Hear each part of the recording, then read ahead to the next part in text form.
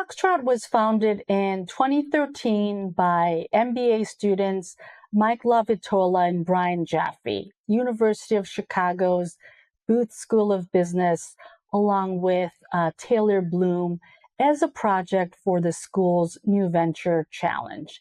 In December 2014, the founders opened a store that operated as a warehouse to get around liquor delivery laws in Chicago. But what's interesting is how Foxtrot initially didn't have its own inventory or a warehouse. They would have customers log on to the Foxtrot app. An order would go to Plum Market, a Michigan headquartered gourmet grocery store in Chicago's Old Town neighborhood.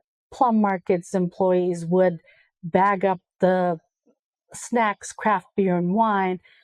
A driver from We Deliver would come to Plum Market and pick that order up. They opened a store/warehouse in Lincoln Park, 2229 North Claiborne Avenue, and they did that for a while. In 2015, they opened their second store, this one at 1019 West Lake in West Loop. And with this one, they got into coffee with Bow Trust Coffee. My theory with Foxtrot is that Foxtrot was created for millennials by millennials. When I look at the history of specialty food retailing in the US, I think about Dean and DeLuca. That was a time when Americans, when they were thinking about delicious food, they were seeking out imported foods.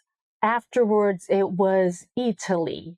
Italy, founded in Italy and then brought over to the US, combining food halls with packaged foods, huge wine selection. I mean, in some ways, it kind of did serve as a predecessor to Foxtrot, but Italy, similar to Dean and DeLuca, emphasizing products from Europe, and in this case, from Italy. With Foxtrot, the founders were thinking about how do we appeal to people like us.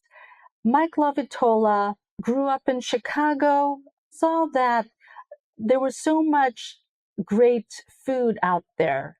Coffees, cheeses, snacks, craft beer and wines. But when he would go to his nearby 7-Eleven, he was disappointed at the quality of food. So he wanted to offer convenience and curation, offer the best of what he and his friends wanted on, say, a weekend night without having to go out and look for the best of snacks, craft beer, or wine.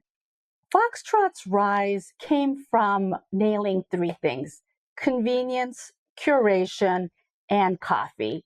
So, convenience. Foxtrot started as an online-only delivery app where they sought to deliver a curated selection of snacks, craft beers, and wines to young city dwellers who could afford to get these items delivered to Chicago's North Side. Curation. Basically, they deemed themselves as tastemakers. If you can find this food, beverage on Foxtrot's shelves, it was a badge of honor.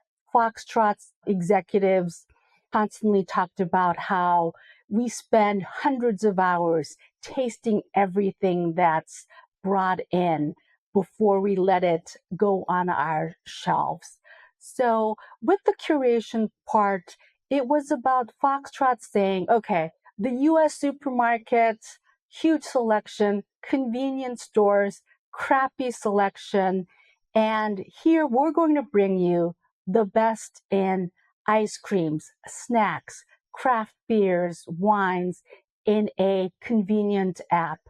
And then with curation, what happened was they first started with online delivery app, Then they opened one store to deal with regulatory laws about alcohol delivery. And they soon found out that, hey, our consumers love visiting our stores.